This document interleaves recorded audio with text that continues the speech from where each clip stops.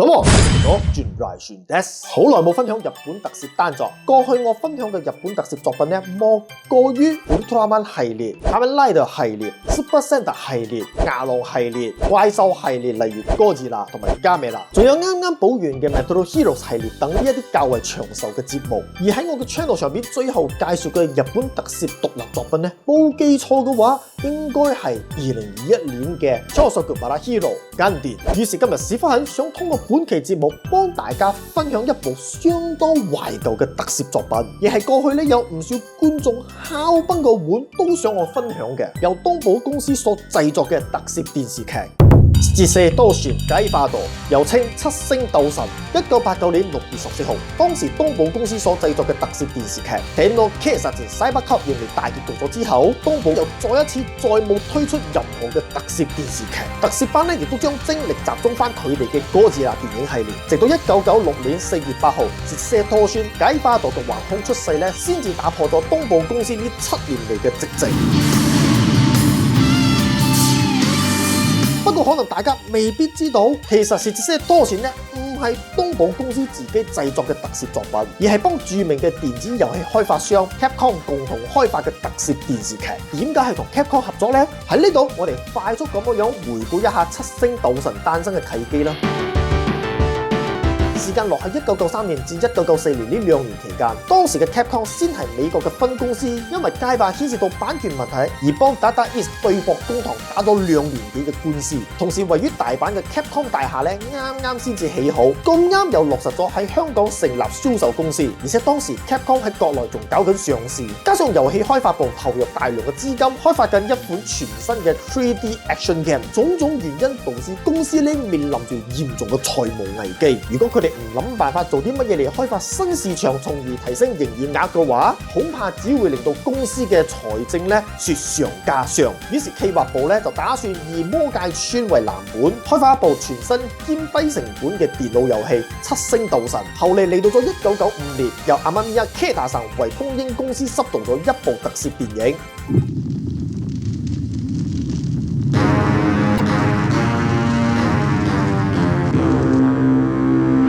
戰助連夜和 Taika 喺日本國內咧取得相當唔錯嘅口碑，獲得當時 Capcom 營業部嘅注意，並將呢一個提案呈交上去。上頭咧亦都覺得呢個 idea 唔錯，於是咧就 support 咗呢一項提案。不過 Capcom 本身係一間遊戲公司，開發遊戲就話係叻啫，但拍特攝片可以講係超新手。於是咧就決定揾嚟作為特攝產業界嘅大佬東寶公司一齊合作。對於一向有拍開特攝片嘅東寶公司嚟講，呢一個 offer 咧簡直就係 easy job 啦。That's why 雙方好快咁樣達成共識。於是原本由一部電腦遊戲《七星鬥神》搖身一變，最中意是射多旋解化道嘅特攝英雄電視劇嘅形式，於1996年4月8號正式面世。故事大綱咧係講緊一個靠各大企業集團嘅資助而成立嘅研究團體 Crown， 表面上係打住開發尖端科技嘅旗號為由，實際上喺背後咧卻濫用科學嚟研究如何改造人類嘅基因，以孕育出最強嘅改造戰士嚟征服呢一個世界為神。為此，佢哋企圖綁架日本所有最強嘅武道家進行改造，就係為咗要靠呢啲改造士兵嚟執行佢哋嘅終極騎兵計劃。喺過程中，有一位被改造嘅後生武道家喺洗腦之前僥倖咁樣從研究所走甩咗，於是開始背負住拯救世界嘅命運，同 Crown 嘅改造士兵對抗到底。咪住先，東寶嘅上一部作品《電腦警察 Cyber Cop》咧，成部作品嘅 setting 同模式就幫東映嘅日卡頂級機帶咧好相似都算啦。而今次嘅新作嘅元素咧就包含住改造人、邪惡組織、征服世界、敵我同源。明晒，原來係東寶版嘅卡文拉達。唔好意思，雖然我把口咧就一插就鳩佢，但係咧我都唔係生安白做噶。的而且確呢啲 setting 咧同當時嘅 Showa Rider 係冇乜兩樣。難免喺開播嘅時候會遭到詬病，甚至開播前就俾冠上兩柄英雄呢一個朵。亦有唔少特攝 fan 咧唔睇好呢一部作品。That's why 射多旋解化道喺開播前咧就炒咗一波爭議。但隨住劇情嘅發展，好多觀眾咧亦都慢慢迷上咗呢一部作品，特別係作為俾 Crown 改造出嚟嘅強化戰士。解化道話說本作嘅男主角卡薩馬哥咧係一位有住武術天賦相當高嘅後生仔，本來係屬於拳王流拳法嘅繼承人，不過佢認為自己嘅資質咧冇佢阿哥嚟得優秀，於是就放棄繼承拳王流並離開咗道場，獨自一個人四處流浪之餘，順便修行。後嚟佢嚟到南非修行期間咧，發生咗意想不到嘅事情。首先佢俾一個叫花娜嘅異生物附身。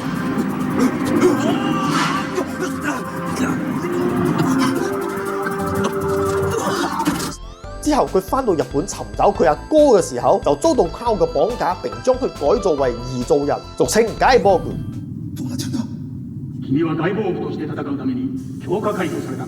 就喺呢個時候，寄生喺哥體內嘅花娜咧，幫改造過嘅身體溝埋一齊做瀨尿牛丸。結果兩者之間嘅融合咧，從而產生咗變化，令到哥誤打誤撞變成咗最強嘅生化改造戰士解花朵，一身以紅銀雙色為主，上半身就呈現咗三角肌啊、胸肌啊同埋六嚿腹肌嘅輪廓，相當有美感肌肉線條嘅 design。由於哥學嘅係拳王流拳法 ，that's why 當佢戰鬥嘅時候咧，都係使出拳王流嘅拳法或者係招式嚟對付敵人。後嚟通過修行學識咗拳王流嘅終極奧義解結梭，一個將氣流通過全身以達到完全防禦嘅招式，於是哥通過解結梭嚟控制佢體內嘅血氣，從而變身為解花朵。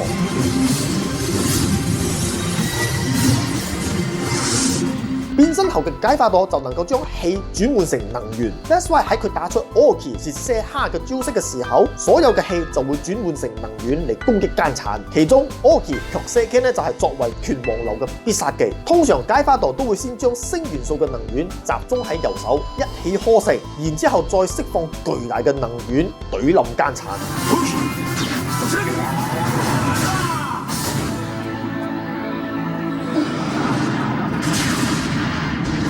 呢個亦係解花朵用佢嚟懟冧奸殘最多擺嘅一個絕招。除咗拳腳攻擊，解花朵有唔有任何嘅武器或者係裝備嚟對抗奸殘呢？答案係冇嘅。由於呢一部特攝片咧係 Capcom 同東寶共同合作打造出嚟嘅 ，Capcom 喺開發之前咧就曾經要求東寶話呢一部特攝作品咧唔考慮推廣玩具。畢竟 Capcom 係一間電子遊戲製作公司，而作為設計拖船解花朵嘅 sponsor 咧，亦有比較大嘅話事權。That's why 咧會提出咁樣嘅要求，東寶嗰度咧亦都一口應承咗。呢個亦都係點解解花朵喺成部作品中冇屬於佢嘅交通工具同埋武器裝備，全程都係以徒手格鬥嘅方式進行戰鬥嘅原因。所以喺市面上咧最多係能夠揾到解花朵嘅軟膠公仔或模型嘅啫，除此以外就冇其他嘅周邊商品啦，連變身器都冇啊！放喺當時可以講係相當罕有嘅操作。有趣嘅係，同時隻拖船解花朵同時開播嘅特攝電視劇《超哥先生》上咗呢樣咧，亦都係受到當時JINJO NINJA HAKAIDA嘅影響而開發出嚟嘅特攝電視劇。該作品咧亦非東映公司獨立製作啊，而係幫遊戲公司 SEGA 共同合作打造出嚟嘅作品。That's why 呢兩部作品咧可以講係集合咗兩個領域4間公司互相競爭嘅情景。周邊銷售方面咧就絕對冇辦法比噶啦。畢竟當時拖船解花朵咧並唔注重周邊產品嘅銷售。咁究竟最後邊一部嘅收視率略勝一籌呢？呢一點我哋留到後邊先至講。Anyway， 解花朵咧幾經辛苦打敗咗 Crown 嘅司令官 Bicross。正當大家以為 Crown 咧就此瓦解，卻冇諗到 Bicross 咧並非 Crown 嘅領班人，而真正支配住 Crown 呢個奸產組織嘅幕後黑手係 Zodiac。作為 Crown 真正嘅創辦人 ，Zodiac 最初係一位基因工程學界嘅學者。幾年前喺南美洲嘅秘魯發生咗隕石撞擊事件，由於喺隕石坑附近咧發現咗一啲疑似獸人形態嘅屍體同埋微般生物體，於是以 Zodiac 為首嘅調查隊咧就前往秘魯一探究竟。結果諗都諗得到啦，Zodiac咧意外咁樣俾未知生物體 Farah 寄生而怪獸化，先係懟冧晒成 team 調查隊嘅隊員，然之後再成立 Crown。由於Zodiac咧冇辦法容忍人類肆無忌憚咁樣破壞呢一個星球嘅自然生態，於是佢委派 Bicross 執行終極騎兵計劃。不過俾誕生出嚟嘅解花朵阻止，導致計劃失敗。後嚟Zodiac改變咗諗法，決定俾 Farah 寄生喺所有人類嘅身上，進化成 mutant 而發動 Farah 導彈計劃。可惜最終咧都係俾解花朵阻止咗呢一個 plan。加上 Rodia 手上持有嘅花拿數量咧已經係所剩無幾，於是佢將剩低嘅 Mutant 啦，瞬間都強化成 Gaia Soldier 嚟執行佢嘅終極作戰大計 Gaia Operation， 以毀滅成個地球為最終目的。呢個就係折射多旋解花朵成部作品嘅介紹。其實成部作品入邊咧，亦都有啲唔錯嘅賣點㗎，當中就莫過於戰鬥。折射多旋解花朵嘅戰鬥部分咧，應該可以講係成部作品最大嘅賣點，亦係最大嘅特點。首先呢一部作品所採用嘅主題係拳法 ，That's why 卡薩曼哥每次喺戰鬥嘅時候就會使用拳流王嘅拳法嚟對付敵人。呢個拳流王嘅拳法實際上咧就係結合咗合氣道同埋空手道而成嘅，而且唔單止係解花朵能夠使用拳法進行戰鬥，就連 Mutant 咧亦係使用唔同格鬥技能進行戰鬥。畢竟呢啲 Mutant 喺被改造之前都係實力非凡嘅武道家，例如 Douglus 擅長使用射形劍進行戰鬥。Spinus 擅長使用 Wrestling 進行戰鬥 ，Antares 擅長使用 Boxing 進行戰鬥 ，Gilpass 擅長使用泰拳進行戰鬥 ，Varukule 擅長使於合氣道進行戰鬥等等。亦都有一啲敵人咧係使用武器嘅，例如朵拉哥斯戰鬥嘅時候會使用雙截棍，而且仿效李小龍嘅打法。白托洛陀會使用長棍並融入八卦棍嘅棍法。Metal Master 咧會使用劍同劍法等。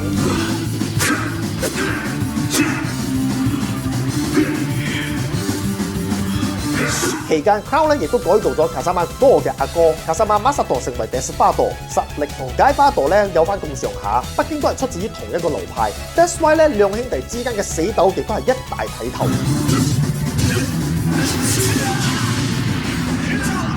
成部作品中每一場戰鬥咧，雖然冇華麗嘅特效，取而代之嘅咧係拳拳到肉嘅真功夫，彷彿咧就好似睇緊上個世紀嘅武打片啊！如果夾硬要挑一個弱點嚟講嘅話，咁就係打戲方面嘅拍攝鏡頭過於死板，特寫、走位同埋對打嘅角度太少，導致呈現出嚟嘅格鬥咧唔係少咁啲節奏感，就係整體上嘅打鬥唔夠緊湊，難免觀眾睇到會覺得打戲方面咧夠精彩，呢一點咧就真係可惜啦！辛苦晒班演員同埋龍虎武師，特別係飾演卡薩曼哥嘅男主角卡瓦伊 Hiroyuki 桑咧就唔好似前作《電腦警察 Cyber 級》中嘅演員都係 JAC 出身。That's why 喺開拍之前咧，佢係需要提前入到劇組入邊進行特訓，而喺作品中除咗有替身替佢完成一啲高難度嘅動作之外，剩低嘅動作或者係武打鏡頭咧，都需要自己親身上陣。最終喺拍晒呢部作品冇幾耐之後，卡瓦伊桑咧就因為身體過度勞損而決定退出娛樂圈，同幾個高中 friend 一齊夾 band 搞音樂。自此之後就再冇關於佢嘅消息啦。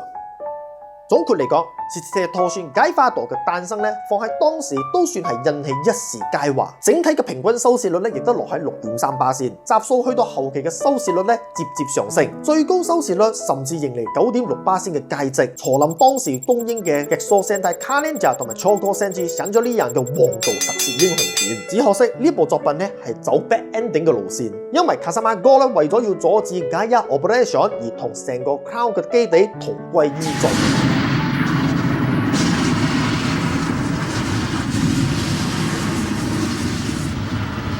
當然啦，由於冇拍到佢瓜老襯嘅一幕 ，That's why 亦都可以被當作話係失去蹤影。不過咁樣嘅結局咧，就令到唔少觀眾感到失落。加上作品中亦都有唔少事情係冇交代清楚嘅，觀眾希望能夠出續集嘅聲音咧，亦都越嚟越高。最初 Capcom 聽到觀眾嘅心聲之後咧，內部確實係有討論過係咪要開發《折射多旋解花朵》嘅續集。但係過冇幾耐 ，Capcom 嘅呢一款遊戲喺呢一個時間點就爆咗起嚟，從而改變咗《折射多旋解花朵》發布續集嘅命運。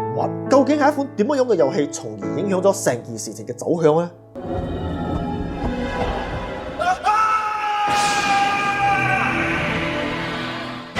Biohazard， 亦即係我哋俗稱嘅 Resident Evil， 喺當時發售冇幾耐之後，就喺遊戲界獲得相當高嘅口碑，導致 Capcom 咧冇再去關心七星鬥神嘅後續發展，直到2年後嘅1998年11月19號咧，先至推出七星鬥神解花朵皇冠毀滅作戰呢一款解密格鬥遊戲。可惜發售平平無奇啊，加上呢部作品受關注嘅熱度咧，亦都慢慢降溫，最終就徹底被遺忘。而是次拖船解花朵咧，亦都成為咗當時少有嘅 bad ending 嘅王道特攝作品。呢一點確實係有啲可惜啦。不知不覺，是次拖船解花朵喺2024年咧已經迎嚟咗佢哋嘅30週年。雖然係屬於上個世紀嘅特攝作品，難免對好多後生觀眾嚟講咧，未必會感到陌生。不過團隊當時咧亦都唔係抱住求其嘅心態咧去製作呢一部作品㗎。對我嚟講，雖然入邊嘅特效咧放喺而家咧的而且確係好粗糙，但放喺當時可以講係相當頂尖嘅特效技術。雖然成部作品嘅特效方面咧真係少得可憐啊，就連 Kamen Rider 嘅特效啊都比佢多，但取而代之嘅係成部作品嘅打鬥方面追求拳到肉嘅效果，質量啦係唔會比而家嘅特攝作品差㗎，確實係相當有特色嘅特攝英雄片。喺呢度有一個小插曲，七星鬥神解花朵咧同前作電腦警察 Cybercop 一樣，雖然係當時掀起咗一啲熱潮，但好快咧呢一股熱潮就退減咗落嚟。但呢兩部特攝作品咧喺海外咧就有住相當高嘅評價。By the way， 我曾經介紹過電腦警察 Cybercop 呢一部特攝電視劇，有興趣嘅朋友咧可以事後補翻。當時介紹呢一部影片下低咧，除咗有我嘅觀眾留言之外，亦都出現咗另外一組專門用葡萄牙文留言嘅觀眾。相信呢一啲觀眾咧都係來自於巴西嘅，因為電腦警察 Cybercop 喺巴西咧可以講係有住相當高人氣嘅特攝作品，而七星鬥神解花朵咧就喺香港獲得相當高嘅人氣，甚至當時咧仲推出咗屬於香港版本嘅周邊玩具。That's why 咧先至有好多香港觀眾喺我介紹電腦警察 Cybercop 之後咧就一直敲碗，希望我介紹呢一部特攝作品俾嗰班後生觀眾。如今就如你哋所願，睇完本期節目之後，唔知道大家咧有唔有睇過七星鬥神解花朵呢一部特攝作品呢？歡迎喺個影片下底留下你嘅 message 同我 share 咧。最後，如果你喜歡呢個系列嘅影片嘅話咧，不妨 like and share。另外，你亦都可以通過加入頻道會員或者係 Super Thanks 嘅方式嚟支持我嘅創作。當然，一切量力而為就好。Anyway， 喺呢度咧要再次多謝大家對我嘅支持。臨走前唔好忘記 subscribe 我嘅 channel， 再撳下隔離嗰個啷啷，因為呢個 channel 咧係專門用嚟分享日本特攝同埋其他題材嘅。而呢個 channel 就係自然線。